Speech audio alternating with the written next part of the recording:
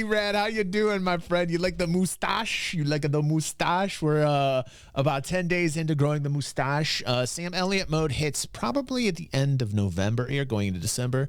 Then I'll start talking like Sam Elliott. My friend E-Rad here, go check out his channel. Daft, if you can shout out my friend E-Rad, that would be awesome. Thank you so much. Now, we've got a title here. We've got a Star Citizen opinion piece. Let's check it out. Star Citizen honest review. Is it playable in 2024? Okay, here we go. These are some of my favorite portions of Star Citizen content. Let's check this out. Star Citizen, a game dubbed a huge scam by a lot of gamers, scaring off some potential players. How is it actually doing in 2024? I've been a generational hater of Star Citizen since back in 2012 when I was still a kid. And since then, it's... Well, this is going right along for him, man. Could you imagine his 13th birthday, dude?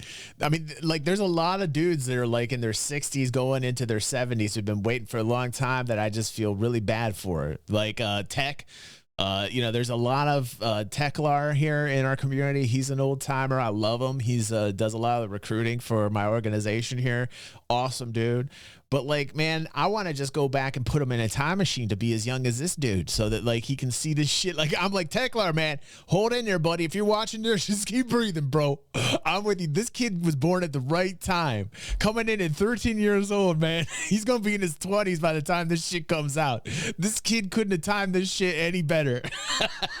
Only 63% complete till this day. So over the years, when it came down to Star Citizen, I'd always look at the game and I was always really stoked to play it. But back then I was too young to buy the game and I couldn't find anywhere to get the game. I tried to get cracked versions and everything and I just couldn't get it. And after I mean, dude, if I was like 13 years old and I wanted to get this game and told my mom, and then my mom would be like, okay, how much does it cost? And I would be like a couple $1,000s. My mom would smack me on the side of the face, tell me where to go. Trying so hard to get it, and I started reading more about the game. I found that a lot of people were calling the game a scam. In the forums and any chat rooms I was in, everyone said the game was a scam, it was barely playable, and it was just bare and bland. And the rhetoric outside of the player base of the game was just all saying the same thing. As a kid, I was easily influenced, and I just said, you know what, I'm not even going to try the game anymore. And I kind of lost faith, and I lost hope in the game that I thought would be crazy good. But now, as an adult, and after finding myself in love with a game called Ark, I didn't know anything about the game, and I started playing that game, and I ended up loving it so much that it boosted me to start creating content on YouTube. I knew nothing about that game, and I gave it a shot. Yet, the game isn't perfect. It has a lot of issues, like a lot of issues, but I still love it. So for that reason, I thought it was about time that I actually gave Star Citizen a shot and a chance to prove itself and ignore the opinion that I've made over years and years of just kind of listening to the crowd. So just over a week ago, I literally tried Star Citizen for the first time. And this is my honest and brutal opinion on the game. First, let's talk about the price of the game. The game has a bunch of different tiers, which I feel is nice because when you're starting a game, if you have a bunch of different tiers, people can invest different amounts, and that means there's a chance to have a very baseline tier, which means people can... Yeah, by the way, not an investment, an emotional investment, yes, but not an actual investment. You're just like, they're pledges, okay? So realize that. Money gone, money bye-bye. Okay, like, so like when you're picking one of these, just make sure, realize the game's in alpha. It's been in alpha for a very long time. I highly recommend like $100-ish and less when you start. Just like, you know, if you can do the $100 mark, go for it. If you can't, go with the starter package, spend like the $50 to get in, and then just enjoy. And then just enjoy and do the shit in game that you need to do. And see what it's about. Come in at a very low level. And for a AAA game, in my opinion, $45 is not that bad. And that was the base price. But again, even though it is a nice thing to have different tiers, it does feel a little bit pay to win, especially in an open world survival where there's somewhat PvP. If someone has more money, that means they can get a better ship, and that better ship is going to dominate you, right? But after playing for a while, I've realized that the ship doesn't mean much if the person piloting is a noob. Like, I've literally rented a ship that was pretty medium sized and pretty decent, and the NPCs are killing me, bro. I'm out here getting my ass rolled out here in the moons, like trying to kill someone on a bounty mission. So having a really good ship or paying a lot for a ship doesn't just automatically make you the best player in the game, and you might... So far I'm digging this, dude. So far I'm be getting rolled by tiny ships that cost way less than what you spent your money on. So even though it does seem pay to win, it's not really. And then when we talk about what you're actually buying, this was actually very fascinating for me, because when you play games, normally you just buy the game. So you bought the game and you get the game package, and that's kind of it. You don't really feel like you're buying something physically. But when I was paying for this game and I read what I was getting in my bundle, it felt justified to me, because it felt like I was actually buying something. When you buy this game, you don't just get the game, you get the game to play, you also get a ship, and you're basically buying yourself a space in the game to call yours, like your hangar. So you basically get this hangar that's basically your space, and you can decorate it and do things with it right now in the game. And it's like, I felt like I bought something that was almost physical, which wasn't bad, which made me get a little bit attached to my purchase, and I could literally write off the fact that I bought this thing. Installing and wait till you actually are able to build. Like, that's when it gets super serious, and people will stay stuck, because then things become more real, and it's your actual home. You know, that's the cool thing about what's planned along the way. And it's going to be very successful. It's going to be very successful. In the game, I did have a few hiccups. Trying to get the actual launcher in was pretty easy. That went smoothly. But trying to actually install the game through the launcher, I literally had to restart it 3 times before it actually downloaded the game. And this is not a big deal for someone like me who sits on my setup and just looks at the freaking wall. But if you were someone who stands up and walks off, goes to do something, to say, oh, it's going to be done in the next 30 minutes, 1 hour or whatever, and you come back and the game is not installed, that would be a little bit annoying. So I'd like to just be able to press it once and it just does what it's supposed to do. So that kind of set me off on a little bit of like a whoa there on my entry into the game. But when I actually launched the game, it was pretty damn smooth. I didn't get any hiccups or any frame errors on launch. And when I went into the character creation, that was pretty smooth as well. And it's better than smooth. One of the best character creations in the game, and this isn't even flushed out yet. Like, quite legit, you can make just about any character you can imagine. It's one of the best character creators in the game in its very sloppy, very early version. When this gets chef's kiss and this is where it needs to be, it's going to be the best character creator of any game ever made. I have to say, the characters were pretty photorealistic, which made it nice. And basically, I could make a character that kind of looked like me, which gave me a little bit more of an attachment to the model, because it's like, if I'm making something that looks like me or something that I want to make, it just makes you feel a little bit more attached to it. And I felt like I was entering a verse as me, which is pretty nice for me, because I'm someone who likes to start a game up, and if it's a game that I can create a character, I like to create a character that kind of resembles me or is just me, so I can get more immersed into this world. But when I did launch the actual game after the character creation, it did get a little bit laggy, but again, my computer was literally rendering shaders and doing other things like that, and I was recording on an external app, so that was also taking some processing power. But apart from that, it leveled itself out, and around 5 minutes I stopped getting those jitters, those little drops in frames, and I sat around 45-ish frames, which isn't great, but for a game that's still in alpha, I was like, I don't think he did it is what it is, right? And then I was prompted to spawn in a zone called Area 18, and it asked if I wanted to do a tutorial, and I was like, yeah, sure. I'm new to this game. I've never played this before. Let me do the tutorial. The tutorial was basically started, and if you go into a windowless mode, I noticed that it helps with recording back in the day when I was able to actually have a card that could deal, and I'm working on it right now. I'm actually working on putting some gameplay stuff out, so hopefully we can get that soon, at least before the end of the year. But if not, I do plan on that. So, you know, if you go in a windowless mode with OBS, it tends to do a little bit better. But yeah, it can eat frames. Yeah. And after roughly 5 to 6 minutes, the tutorial stopped working. It just stopped working. I was left in this huge place with no kind of information on where to go. And if you're someone like me who likes to just figure things out, I canceled the tutorial mission and I just started looking for where I had to go. And I knew I needed my ship. I had a ship. I had a hangar. I had to go find this hangar. And this is where I have to really applaud the game. When I turned off that tutorial and I looked around me, things were there that made sense. There was markers, there were signs, there was maps everywhere. You could literally walk up to a map, look at it, and it told you where you needed to go, which I find is very, very helpful in games. And a lot of games, when they have text up, the text is normally meaningless and doesn't actually add anything of great value. But in this game, I found a lot of the things and a lot of the directions were actually very valuable to help you navigate if you didn't have a guide or if you just didn't know what you were doing. You could navigate pretty well with all these pictograms and just signs, and it was... Also, the new map is really nice. The new map does a really good job at orienting yourself where you're at. So it should be interesting as we get these sub layers of ArcCorp, you know, these dungeons that come planned in. Should be really interesting to see like more people running kind of like dungeon crawls in certain places we've always been running around in. I think that should be fascinating.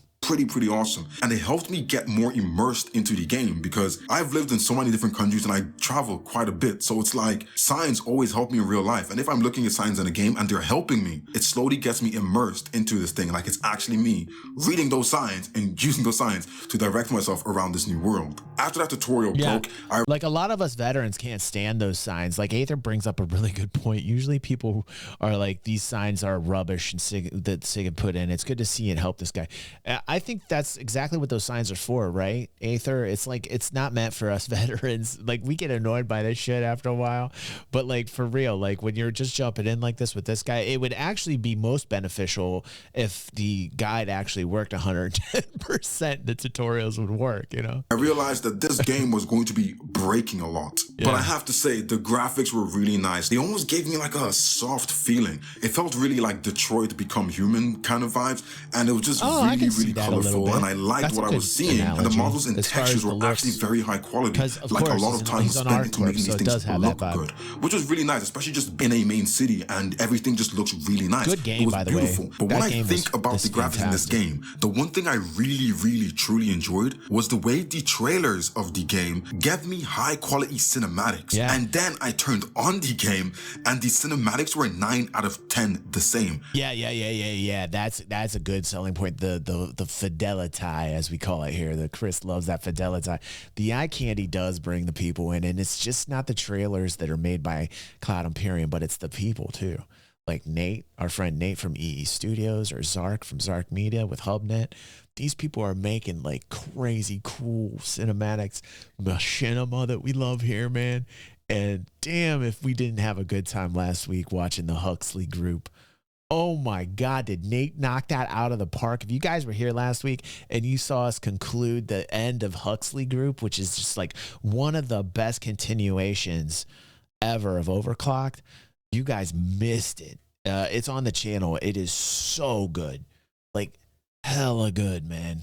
They were literally identical. Gemini, what game does Gemini. that? Most games give you awesome cinematic trailers and awesome render trailers, but when you actually turn the game on, it's nothing like the cinematic trailers. But with Star Citizen, I felt the trailers and the game itself did each other both the same amount of justice. This right now is huge for me because at this stage of gaming, and as a creator, you want to play games that look good, feel good, and the only thing I can knock this game on is just the bugginess. And the game felt alive. In the city, there was NPCs moving around doing things. Sometimes they would bug out, but apart from that, it made it feel like it wasn't empty. A lot of games have these empty cities and empty towns and things you can't interact with. While this was really interactive, like the environment was super interactive, which was really nice. And because so much was going on and so much was like impressing me, I realized that I was actually using my human brain to play this game. I wasn't just switching off and going into gamer mode. I was actually experiencing this thing like a real person.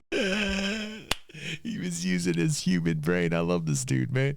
You know, that's so refreshing to hear too, because a lot of us are tired of the NPC AI interactions, you know, standing on the tables and all the bullshit that we're accustomed to with NPC.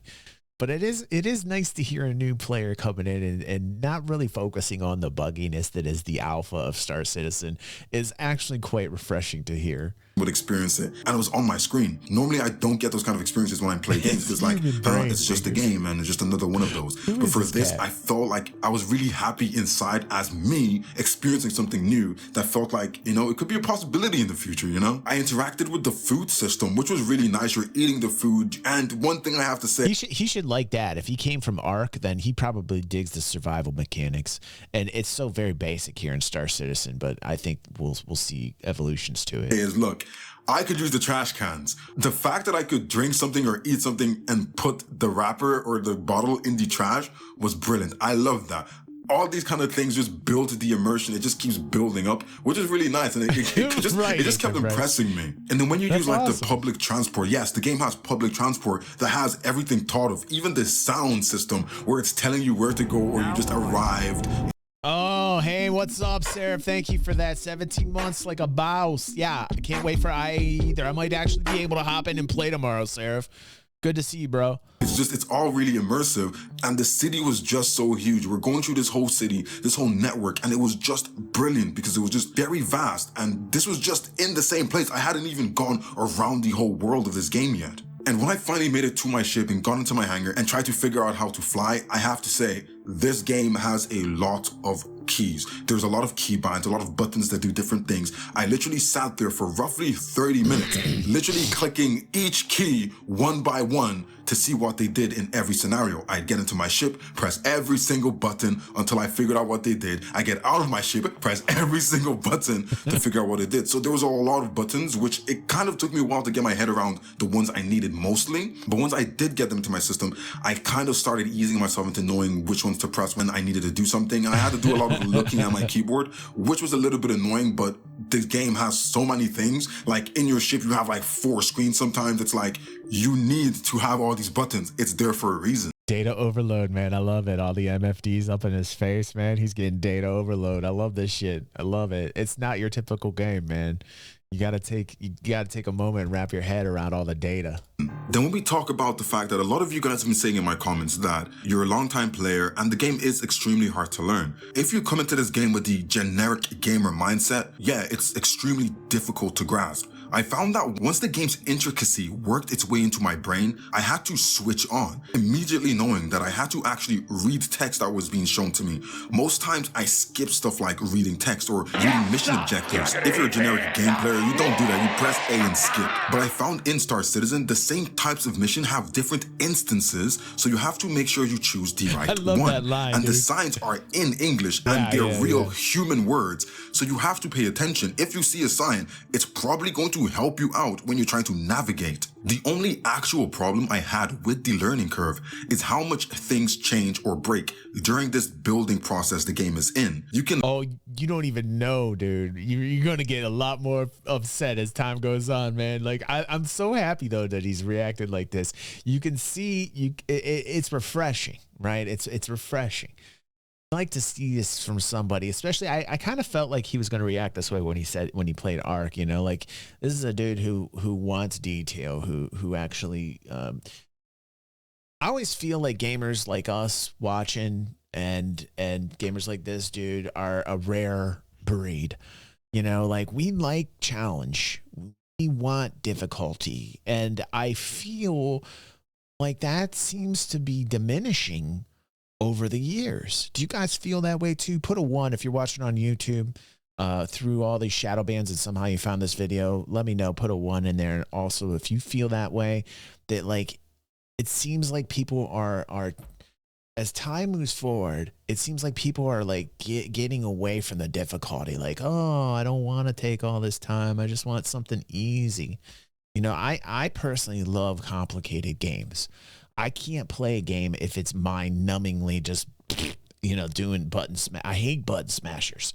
I can't stand button smashers. Unless it's a fighting game, you know, where I have to do combos and shit, you know, then I'm down with that. But like generally speaking, I can't stand just like button smasher games. I need some complexity. Look up a guy that at the time worked perfectly, but that was 2 years ago. And now the same thing or the same tool or same method doesn't exist anymore because it was changed or it just broke along with some updates. That is kind of a lot for a new player. When you're trying to learn things or ask questions or look up forums and things, all the solutions you're getting are outdated and old because everything continuously keeps changing. So yeah, I did find that really frustrating. Now, remember when I said the city was big and the starting area was big? I thought that was big until I got into my ship and I started flying. So I took my first flight out of the bunker after I was doing like 10 barrel rolls in the hangar and I almost crashed before I even got out. So thank God I didn't crash.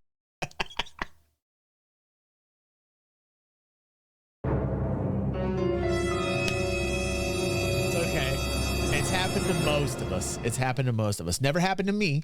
Never happened to me. But I know it's happened to most of us. crash there. But yeah, when I got out and I was actually flying and I started raising myself, I realized that the part of the city I was in was just a fraction of the size of the actual city. This place was massive, and I was just in awe, looking down at all these lights, all these vehicles moving, this world that was alive in a game that just looked like it was living and breathing. I got to outer space, and I was like, wow, okay, look at this, I'm outer space. Then I turned my camera around to look behind me, just to realize the planet that I was thinking was so big was now shrinking into a spherical ball, and I had gone so far. That was crazy. How big is this game really? That was the most surprising thing to me. Was every time I thought the game was big, it just got bigger, and it started making sense of why it was taking so long. There was so much that they're building in this game, and it's dude, this guy's energy is off the hook, man. This guy's energy is contagious. I just want to start dancing. We're like, what? What? This guy's like full of energy, man. It's kind of amazing what they're planning to do with this. When I started trying to do missions and other things, trying to get used to the game, my first mission went smoothly and nothing went wrong. Then I tried to do a similar mission again, and out of nowhere, that similar mission broke. So I had spent around 20 minutes flying somewhere, getting something to go deliver it, and I just couldn't do it because the mission just broke and I was unable to complete the mission. So I had wasted time. Then I started realizing that there was do you think so he many walks around bugs. this way in real life, At one point, dude? the game actually froze. When it's unfroze, I fell through a moon. I was basically on a moon trying to get some boxes to deliver, and I fell right through the map. And I didn't stop falling. And when I asked in chat, they told me just backspace. I backspaced and I lost all my gear and I had to reclaim my ship, which was kind of annoying. And then when I started learning about cargo boxes and other things and how to use my tractor gun, that's basically a gun that moves things, every time I used it, something would land on top of me and crush me. At one point, I literally landed my ship and it said, landing successful. I got out of my ship and out of nowhere, I was 30 feet in the air and dead. So a lot of things happen where this game is super bugged out. You might be in a gunfight thinking you're doing good, then you get rubber banded and suddenly you have 30 bullets put into you and you're dead. Or sometimes I mesh out of my ship completely and I'm left in orbit while my ship is zooming away and I'm like, what do? I can't survive in space. And at one point, I couldn't even call my ship. I had no ship. I'm a noob. I just started this game. I have no friends and I couldn't even call my ship, so I couldn't get off the planet to go do anything or find somewhere else to get. And then I see call elevator and I push button and I use my human brain and the door opens.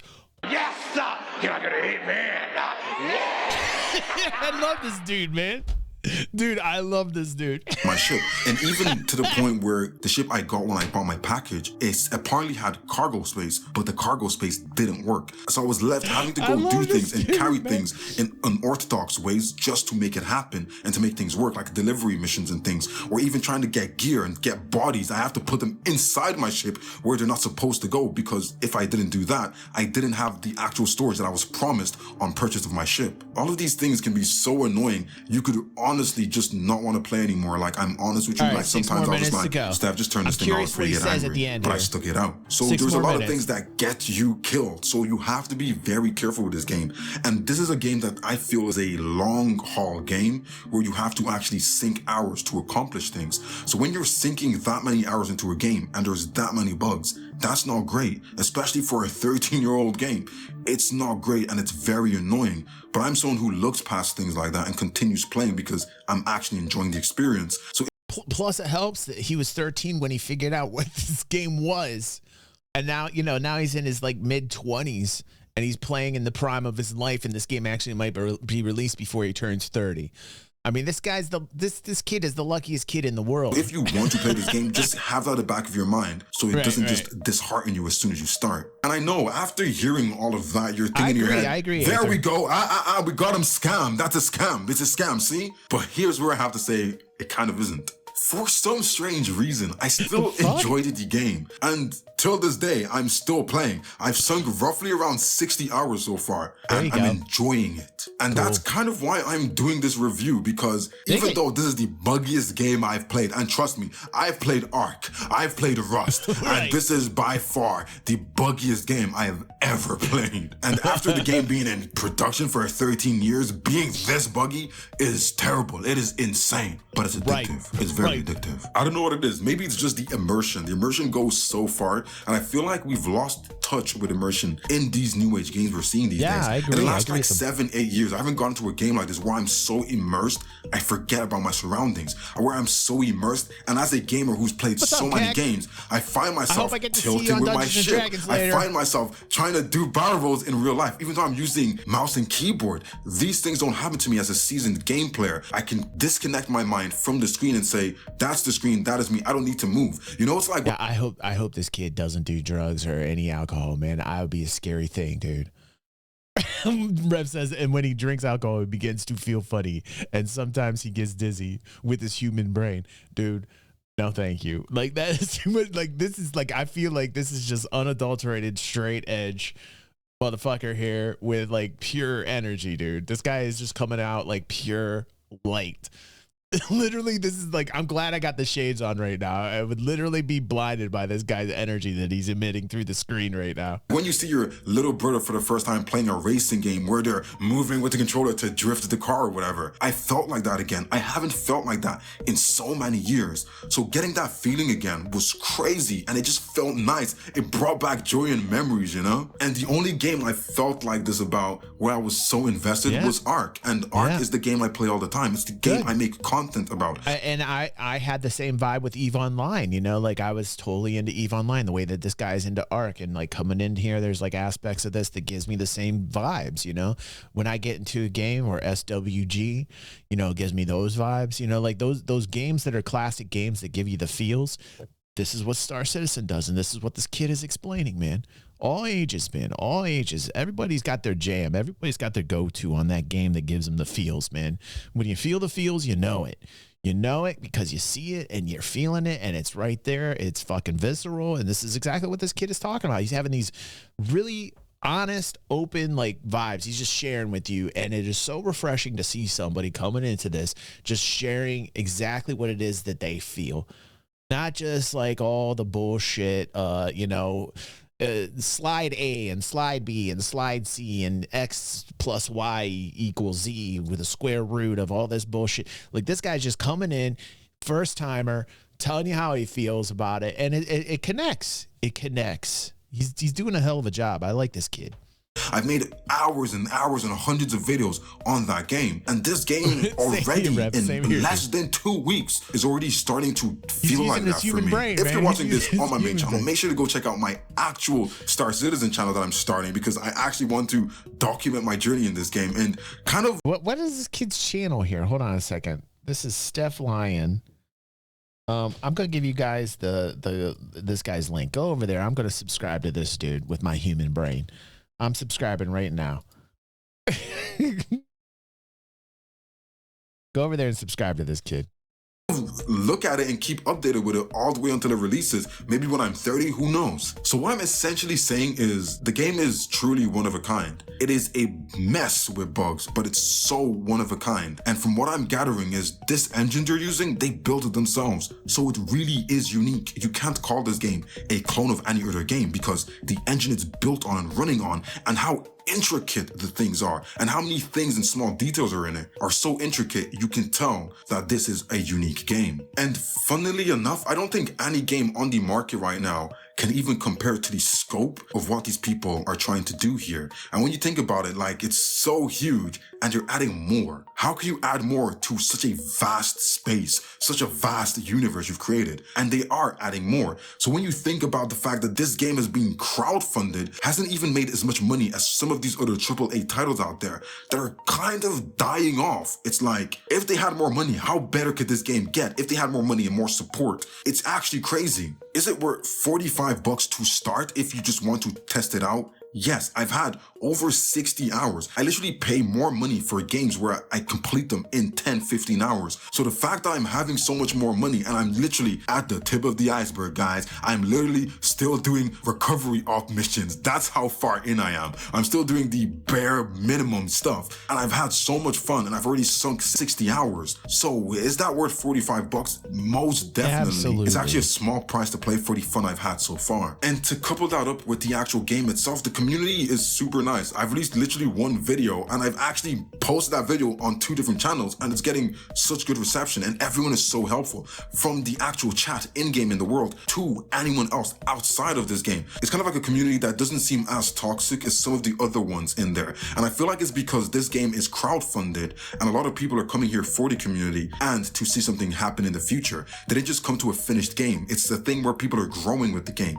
which I feel makes a more based community, which aren't going to be as toxic. So I feel like it's a little bit balanced, even with the PvP side of it. I've seen a lot of players saying that people should actually wait for future updates before playing Star Citizen and like starting their journey. Sorry, honestly, I can't actually. Sorry, everybody. I was muted because Devin just got back from the store. He got some Christmas cards and he got a little bit of like stocking stuffers and stuff he was showing me. So apologies. I'm just talking to my son. I told him, I said, wait till after the stream. We got a couple more minutes. Tell you guys how wrong I feel that is. Like, the game so far for me as a beginner is really buggy. Like, it's the buggiest thing ever, but it still feels like a gem. The immersion is great and the gameplay lets me play. In the world with all games going towards this AI route and everything is done for you and automated, this was just what I was looking for. And I think a lot of other people are probably looking for the same thing. So yeah, is it a slow burner? Completely. But reaching milestones becomes so much more like rewarding because, you know, you actually. And this is the majority. Like, just so you know, this is refreshing for another reason, because this is the majority of the gamer base when they get into this, that are into the complexity, that they like games that are challenging. People like this, who I consider hardcore gamer. You know, people like us watching hardcore gamer. This kid, hardcore gamer, coming into it, you know, doesn't know what he's going to get himself into. Spends, you know, $50 on the starter package. He says he got 60 hours in. He says he got his money's worth. These are the things that you don't normally hear because you're so accustomed to hearing people who've been involved with this for 12 years bitch about all the newest problems. And they get so wrapped up for multiple reasons. They get wrapped up in it because they're upset and they just want this to come out already. They get wrapped up in this because they're into this for the monetization. They forgot why they started it.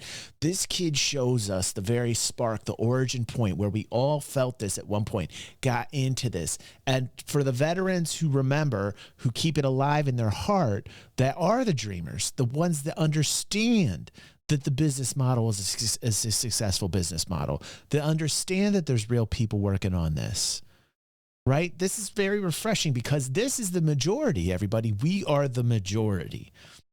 But you don't feel that because the content on YouTube that you guys are digesting are from people that have been so involved in this that they got trapped in monetizing you and it became their hobby to make money off of you.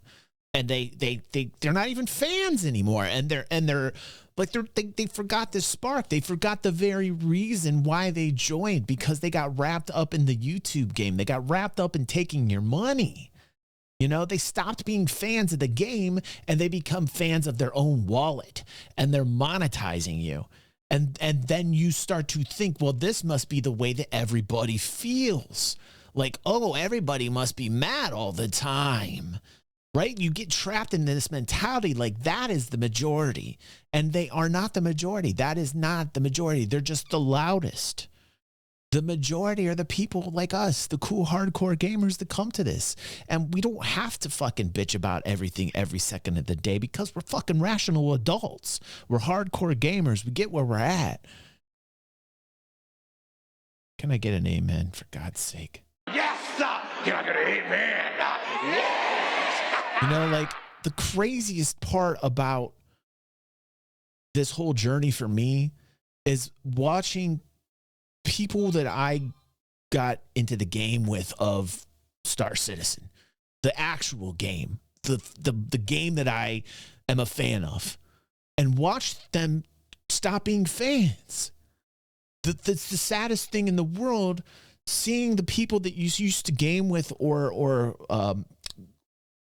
create content on the news or the things about the game, and then watch those people stop becoming fans and they just got enamored with the game of YouTube and the game of selling themselves and the game of they stopped being a fan. They forgot what this kid has, man. They don't have the spark anymore. a lot of people will go, oh, well, this is like White Knight DG, or this is a cult, or this is like a crazy religion. I'm just simply a gamer that wants a cool ass game. At the end of the day, that's it. Like, really? That's it. And I'm patient and I see what it is that they're making and I can wait. That's a simple explanation. That's it. It's not a cult. It's not a religion. I'm a gamer. I mean, are you seeing this? I see this. This has great potential and it's going to take a long time. I understand the journey. I understand what has to happen in order for this to be a success. Will it happen? I don't know. I'll be upset if it doesn't, but like, I'm a rational adult. I've met some really cool people along the way. Like people will try to create this narrative to throw poop on this just because they're doomsayers. They love to doomsay their way around everything. That's their form of entertainment. That's their hobby. They want to poop on it. There's a whole bunch of people out there like that, but they aren't the majority. The majority are people like you and I playing this game and we're fans. Simple as that. Simple as that. But it is sad to see a lot of the content creators that, you know, we're doing this the same time I was doing it, succumb to this, you know, monetizing you. It's a sad thing. It's a sad thing. You achieved that, you did something, you know? It's even to the point where I'm already thinking ships are too cheap. I want to grind 4 months to afford a new ship, but I'm already nearing 1 million credit and I'm not doing it to the optimum level I could. I'm just trying to enjoy the game. And I really love the way the missions are set up because missions actually don't even pay you the best. But what you can do after the mission is where the big money is at. Like most games, you do your mission and then you turn it in and you're done. That's it. Go do another mission or just replay the mission you just did. But in this, it's kind of like a similar concept, but after you've done the mission, there is more depth to it. You get rewarded beyond the mission. Yes, you go into a building to provide backup to do one of those missions. Now you can loot gear and sell that for money. And it's not just one special piece of gear. It's a lot of items and heaps from all the bodies you just killed. For instance, I went to a cave and I did a mission there. And I didn't just get the loot from the bodies after the mission. I also saw that there was mineable ores in that cave and I could spend time collecting and selling that. So it really feels rewarding for players who wants to actually play the game and want to see a little bit more depth after they've done the original mission that they started. And honestly, unless you buy the bigger ships that allow you to skip some of the more mundane jobs, things can be earned and it's all true in-game work, not automated success. And that earned feeling so far has been really rewarding for me. This is all coming from me, who was, again, a generational hater. I hated the game for so many different reasons, but finally he hated it because of what he heard, because the majority of the content creators just decided to pick it to pieces because they made more money that way. They got more views that way. That's why this kid hated the game. He didn't play it and he didn't want to play it because the majority of the content creators were shitting on it. And look, he said, this kid is refreshing. He just said, I am not going to listen to all the fucking haterade that's out there. I'm going to try the game and just see for myself what it's about. And boom. Just so happens the gamers like it. Like, you know, it's got a lot of bugs. It's got a lot of faults. It's got a lot of problems. But yet this kid understands the business model, the fact that if any game's going to do it, it's going to be this game. And he loves all of the things that he's immersed in. He loves the fidelity. And yes, he understands the bugs. And like, wow, like that is the majority. That's the majority. Giving it a chance, it flipped the whole narrative I had in my head around that it's not a scam. Yes, it's buggy. Yes, it's a mess at times. So far, I've run into so many messes, but it's so entertaining and engaging that it's still worth it. It's still enough for me to wish for it to have a good future and to want to ride it out now to see where it gets to at the end of this path that CIG is going on. And it's really, really impressive. I'm super, super impressed. So as a hater, I can say that I'm no longer a hater, gang. Listen. Constructive criticism is good. Constructive criticism is good. If you're involved with a project for a long time and you got constructive criticism and you're saying, okay, here's how things could be better, and you're not an asshole to the people that are working on the game for you, and you're not biting the hand that feeds you, you know what I mean? Then okay, like, you know, if you're going at this constructively, and you're doing all you can to make the game better through your community with your voice, great. But if you're just like harping on shit to harp on it, and you're just constantly talking about everything that's wrong and not giving it any fucking props for the good things that has happened, like people who say, I won't name names, but you've heard it, that there's no progress happening. You know what I'm saying? Content creators who are telling you there's no progress. Let's be real. Let's be real here. You're being sold a lie. Like the narrative that you've been sold, just like this kid got sold, is because a lot of the content creators are going after the easy clicks. They're going after the easy content because it makes them the most money, because people will gravitate to the sky is falling. They're not going to gravitate to, oh, wow, what a beautiful sky. You know, they want meteors to fall down on them. They're going with, oh, no, you know. So it is very, very refreshing to see this. It really is. I'm no longer a hater, gang. I'm playing this game for real. And I actually really, really do enjoy it. So if you want to kind of see my journey and see the... Listen. Morph is great when it comes to actually his architect reviews, great. I've watched plenty of morphologists' videos because you guys want me to watch them primarily. Morph has a great editing style. Let's give credit where credit's due. Morph's got great editing, always has a track that keeps you interested, always has like a great style to his videos. He really has that mastered. I don't agree with a lot of his opinions. I think his opinions are false. I think a lot of what he says is false, unless it has to do with like the architecture of ship interiors. You know, then okay. I've said that numerous times. But you know, this whole thing where there's no progress that happened. Like, look at all the progress that's happened, for fuck's sake. You know, so you guys just really be careful. Be careful on your sources is all I've got to say, because every step of the way, Star Citizen has proved people who have hated it wrong. I mean, like, it's a scam. Nope. There's no progress. Nope. You know, there's so many things I've heard along the way. Oh, like planetary landing was never going to happen. Nope, that happened. You know, like, oh, we're only going to have one system forever. Nope.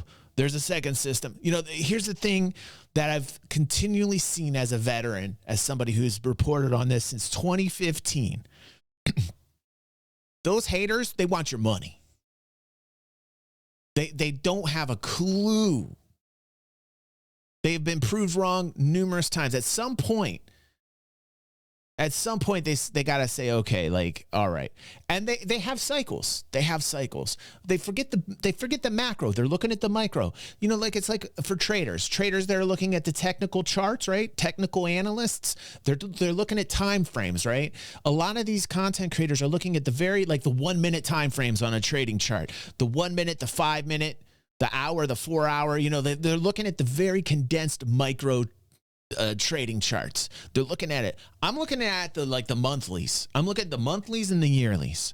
I'm looking at the macro of the chart. I'm looking at the whole thing. And it's from bottom left to top right, which is exactly what you want to see happening in all formats.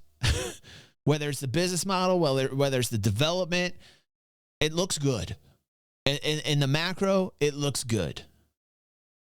Where I progressed in this game, make sure to subscribe to this channel, which I'm going to be doing more sci-fi related games on, and mostly Star Citizen, because I'm really, really enjoying it right now. But yeah, that's my rough read. The problem I have, LeGray, and again, like, this is just not just Morph, but this is a few others as well, is that, like, it's very manipulative. Like, I can see why he's doing it. It's not the game. It's more like how he can monetize people. And he's not the only one. And this is my opinion. These are my opinions, you know, right? But like, I can see the cycles. He goes with the cycles.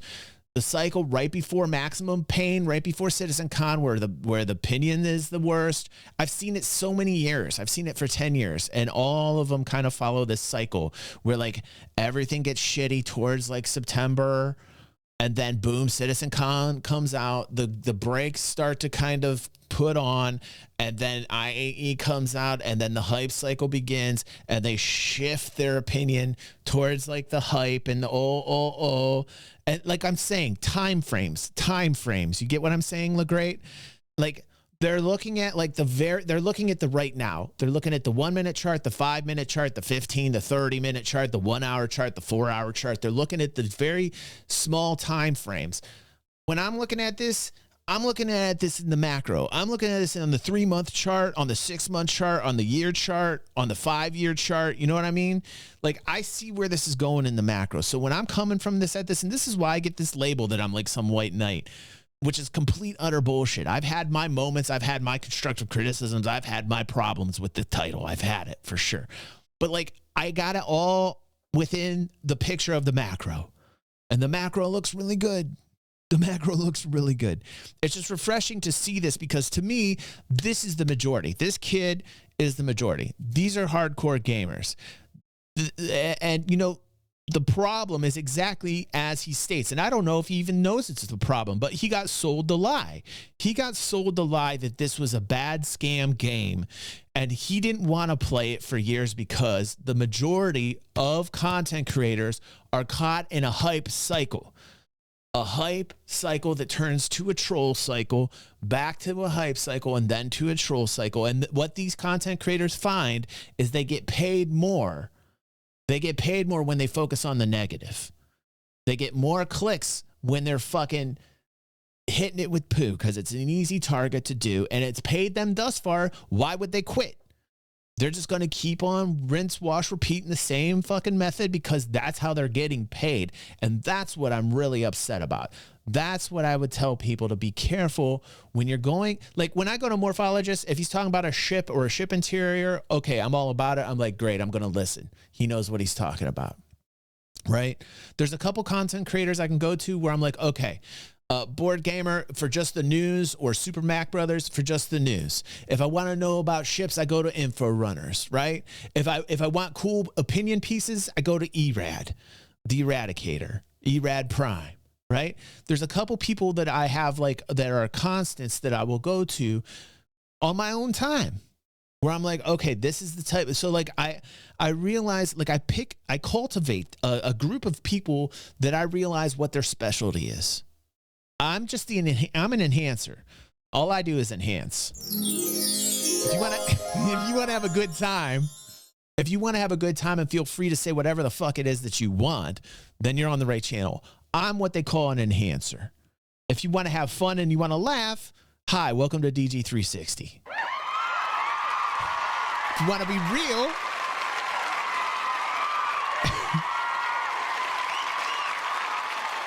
if you want to be real and you want to talk about shit on the real, both good and bad, welcome to DG360.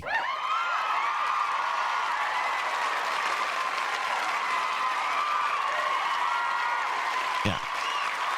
Right. I'm what they call the banana fountain. Banana fountain. That's enough, Pepe. That's enough, dude. That's enough. Back to the show. And go check out this kid. I really like him. I subscribed. I'm going to like that. His name is Steph Lyon. And I think I love this dude's energy. The algorithm, the natural, ever-loving, organic algorithm that you are, you find these amazing things for us to watch. You go to our Discord. You go to the Look at This DG section.